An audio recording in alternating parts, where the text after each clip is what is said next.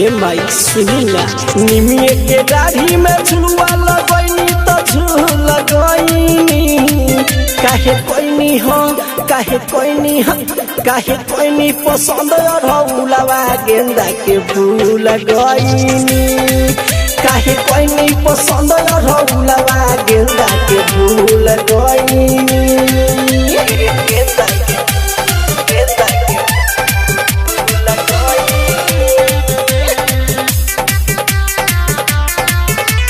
पसंद recording studio खरझकिया।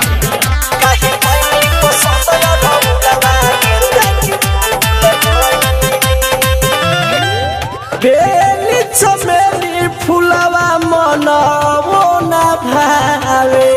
सब लोग काहे मैया ढोल चढ़ावे बेली चमेली फुलवा मनवो न भावे सब लोग काहे मैया ढोल चढ़ावे सोने के पटरिया मेरे सब न डलनी पीछू लगनी सोने के पटरिया मेरे सब न डलनी पीछू लगनी काहे कोई नहीं पसंद रहुलवा गेंदा के फूल गईनी काहे कोई नहीं पसंद रहुलवा गेंदा के फूल गईनी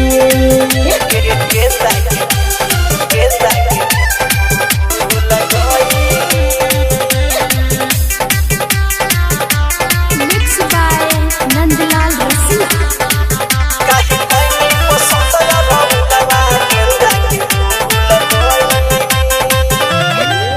करिला पुजारी रउआ चरण में गिर के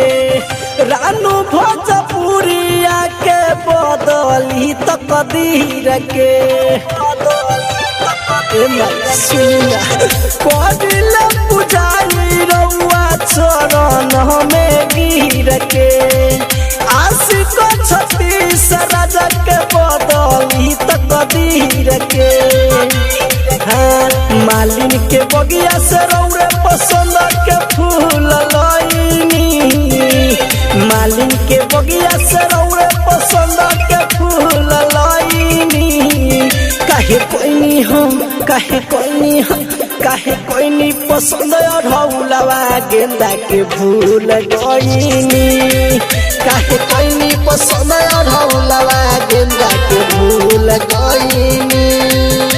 पसंद रिकॉर्डिंग स्टूडियो खरझकिया।